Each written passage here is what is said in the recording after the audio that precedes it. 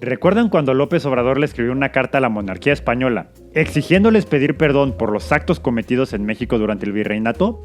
No contesta la carta, ni siquiera en lo más básico de una relación bilateral diplomática como jefe de Estado a jefe de Estado, porque fue una carta privada que tenía que ser contestada pues con una carta privada, aunque no hubiera estado de acuerdo. El tema aquí es que no solo no contesta, sino que se hace pública esa carta y después viene una campaña tremenda. La monarquía española fue la única que se negó a pedir disculpas en ese entonces y hasta ahora sigue en la misma postura. No solo no se disculpó, sino que criticó la mera petición de disculpa por parte de López Obrador.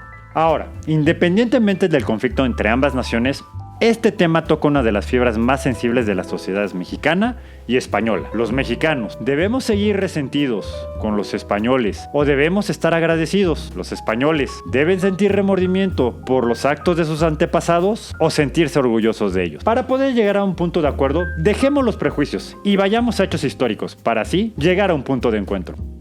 Amigos, ¿saben si los indígenas en Latinoamérica durante la colonia española eran legalmente considerados humanos o si eran como los negros, esclavos que no tenían reconocida su calidad humana y no eran más que cualquier animal o cosa? Para encontrar la respuesta, debemos trasladarnos al año de 1537, en la ciudad de Roma, Italia. En ese entonces, el Papa era Paulo III, cuyo pontificado comenzó pocos años después de la llegada oficial de los europeos a América, a través de Cristóbal Colón. Cuando los europeos se encontraron con los indígenas en estas tierras, las clases gobernantes e ilustradas de Europa comenzaron a cuestionarse si estos nuevos pueblos eran realmente humanos. Esta duda iba más allá de un dilema ético o moral, ya que también tenía implicaciones económicas. Si se llegaba a la conclusión de que no eran humanos, podían ser objeto de ser esclavizados para trabajar sin remuneración alguna. Dado que los indígenas no se parecían ni a los europeos blancos ni a los africanos negros, la cuestión se volvía aún más compleja. Sin embargo, fue el Papa Paulo III que mediante la bula papal Sublimus Deus proclamó ante toda la cristiandad que los indígenas americanos eran seres humanos con alma y derechos y que por lo tanto no podían ser esclavizados. Si bien es cierto que los indígenas legalmente no eran esclavos,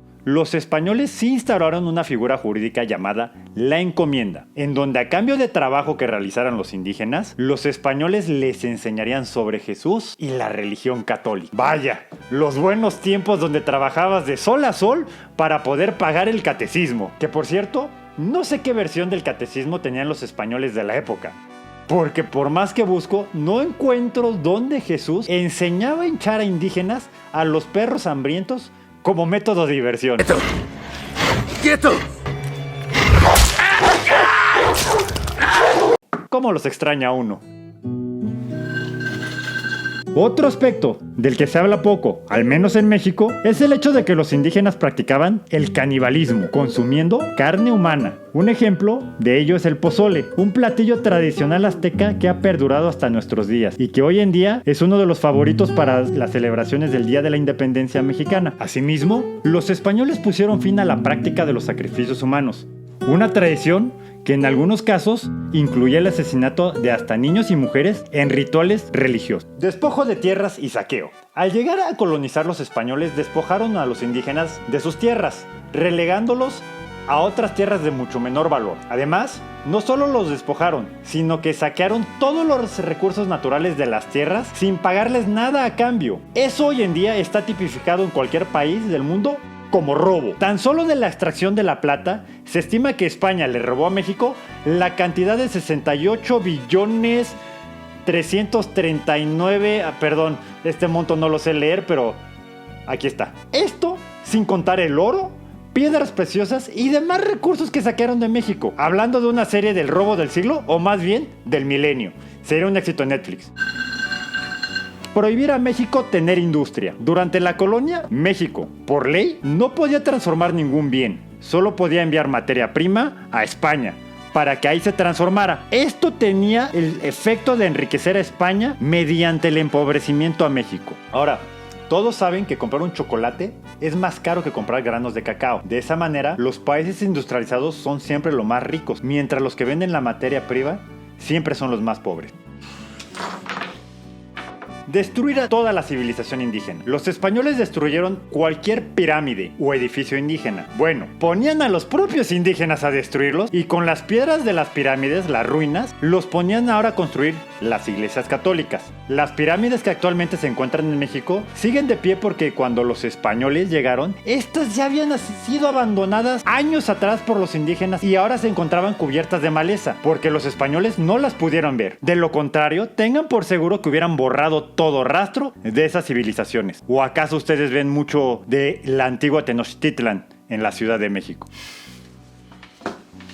Y por cierto, respecto a los argumentos sobre que los españoles dejaron bellas iglesias y ciudades coloniales, tenemos que ser claros. Cuando pusieron a los indígenas a construirlas, nunca tenían en mente heredárselas en algún momento de la historia. Solamente las tenemos ahora porque los héroes patrios dieron su sangre para que podamos ahora vivir libremente en ellas. Los españoles jamás se las donaron a los mexicanos. El argumento es igual de lógico como que los mexicanos debamos agradecerle a Peña Nieto el haber construido la Casa Blanca, al haber mejorado el paisaje de la Ciudad de México con dicha mansión, en donde solo él iba a vivir ahí. Además, como ya lo mencionamos, para construir muchas de esas iglesias y ciudades se tuvieron que destruir los bellos edificios indígenas, como fue la pirámide de Cholula, que hasta la actualidad es la pirámide más grande del mundo, y en donde los españoles decidieron poner otra iglesia más en México. Ahora, volviendo al conflicto actual entre naciones, el diputado español Eduardo Pigarello se pronunció en los siguientes términos. En 2 ocasiones el presidente López Obrador le pidió a Felipe VI que pidiera disculpa por los desmanes cometidos durante la conquista española. La Casa Real podría haber actuado con respeto, pero optó por la arrogancia. Podría haber pedido disculpas como el Papa Francisco, como muchos monarcas europeos que también pidieron disculpas. Podría haber actuado como Fray Bartolomé de las Casas, que denunció aquellos crímenes. Podría haber actuado como Francesc Pi i Margall, presidente de la Primera República Española, que también los denunció, pero optó por la arrogancia y por el desdén. En ese mismo sentido, la diputada española Ione Belarra señaló lo siguiente. Nos preocupa enormemente que el gobierno esté atando sus relaciones internacionales, como en el caso de México, a las relaciones internacionales de la monarquía y del rey. El rey fue a cara de perro a Bolivia. El rey cometió, desde mi punto de vista, una falta de respeto enorme en la toma de posesión de Gustavo Petro, intentando humillar al presidente de Colombia en su toma de posesión, no levantándose ante la espada de Bolívar.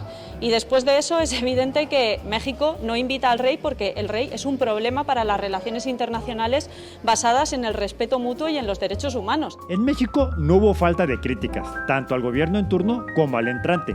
Entre los críticos se encuentra Carlos Alasraqui, comentador político, que tuitó en la ahora plataforma X pidiendo disculpas a los españoles, señalando que Claudia es igual de naca y resentida como Andrés y que los mexicanos queremos a los españoles como hermanos. En fin, sabemos que el conflicto entre México y España es más que diplomático, es un reflejo de las heridas históricas que aún no han sanado, heridas que no cierran. ¿Debería España pedir disculpas por su pasado en Latinoamérica? Deja tu opinión en los comentarios y no olvides suscribirte para ver más contenido sobre historia, política y filosofía.